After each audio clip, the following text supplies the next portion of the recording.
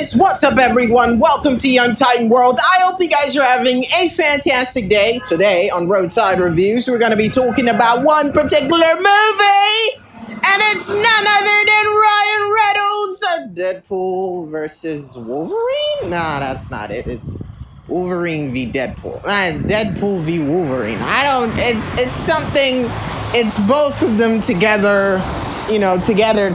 I mean, like, they were like fuck fighting in a way that was not so weird, but also at the same time also weird. I mean, like, there was a lot of you know, really sick jokes, especially with the fighting, even in the beginning.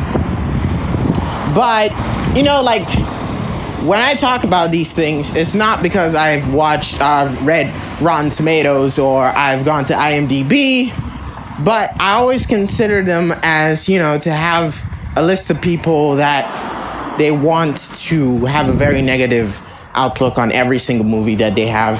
So even being impressed by them, or for them to be impressed, it has to be like approved by, I don't know, the entire world before they even decide to say something even remotely positive.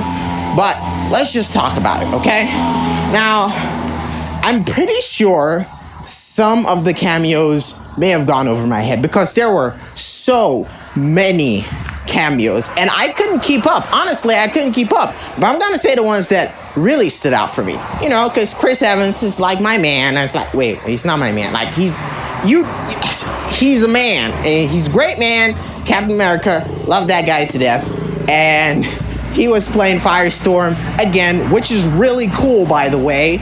And I guess it was a really cool tactic to bring in all the stars that had either been forgotten or discontinued. So in my opinion, that was like really, really cool. It was really cool to see all of these characters again. But I also wish that they had more of the limelight and just like a lot more time on screen, you know, because we had Wesley Snipes being Blade once more.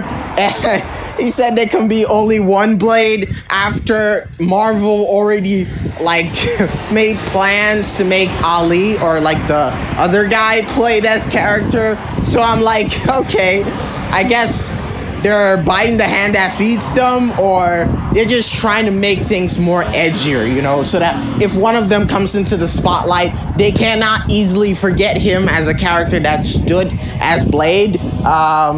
Yeah, I've already talked about Firestorm. I did not know, like, honest to God, I am not such a deep Marvel fan. So the first time I saw Elektra, I was of the opinion that she was just like this standalone hero character. I mean, she was cool in my eyes. I really enjoyed Elektra, especially by the actor that played it.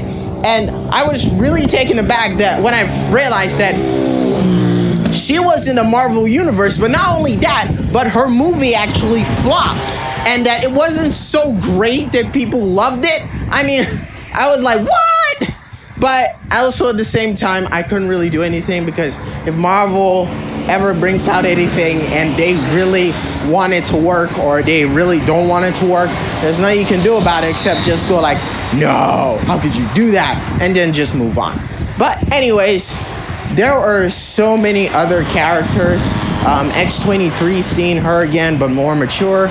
It was a really, really cool scene to see her again with Logan. But I don't know exactly if she is the one that was like in the Logan movie, if you know what I mean. If she was from the universe where Logan died, that's what I don't know. If she is that one, then the chances of her getting her own movie is pretty high, because at the end of the scene, or at least at the end of it all, we get to see her and Deadpool again. So it was like she was also part of the family, so it was like really cool to actually see her. So I guess I'm of the opinion that if they showed her again, they're probably gonna give her her own movie. So if she gets her own movie, that would also be really cool, because I think I really enjoyed her. At least her role was really, it had a lot of weight. both emotionally and even just to be able to see her character again is just really cool. I think she's a really great actor because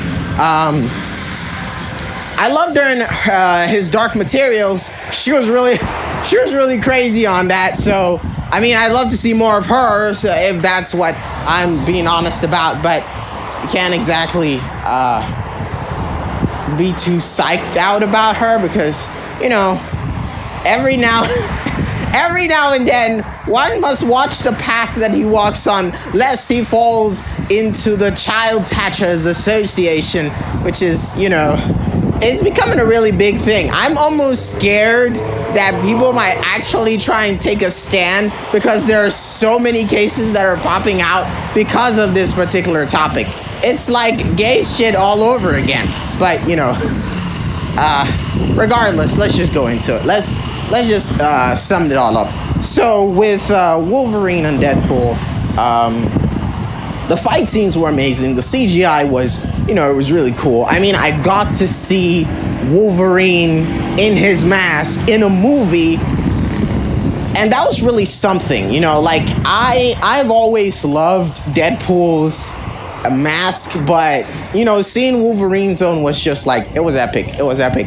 And it wasn't in a weird way, or it's like, it wasn't in a way that I was like, oh, that doesn't look so cool. You know, it was a cool mask, okay? Like, head down, like the suit, the mask, everything was just, it was epic. You know, I loved it. It was so crazy to see that because all this time, whenever we watched a movie, we always have to just assume that Hugh Jackman's face is the literal face of the Wolverine, you know, of Logan. And I didn't hate that, but also at the same time, when I watched the comics, when I watched the cartoons, it was like, okay, I guess the studio is just taking a different direction, and you cannot, you know, link it to the actual comics where it all started, you know? And yeah, I guess you could say it was really incredible. It was really incredible. I really enjoyed it. The jokes aside, you know, the emotional weights aside, even the fact that Deadpool was being serious in some of these moments, even though, you know, he's mainly the character that just goes out of his way to be a little too much when it comes to the humor. But I think Ryan Reynolds gave us an epic performance for Deadpool again, and he keeps doing that, and it's almost as if God just brought him onto Earth to play that character in full perfection because he knew no one on this planet could do it as well as him, because from the ad libs that he introduces, from the character that he creates for himself, or at least the upgrades that he puts into the character, I'd say there's pretty much no person that can do it as well as him. So that's a really cool thing to do too. But I don't know, what do you guys think? I do hope that you guys take care of yourselves and you have a fantastic day. Thank you so much for listening. Take care of yourselves, and until next time, please do take care.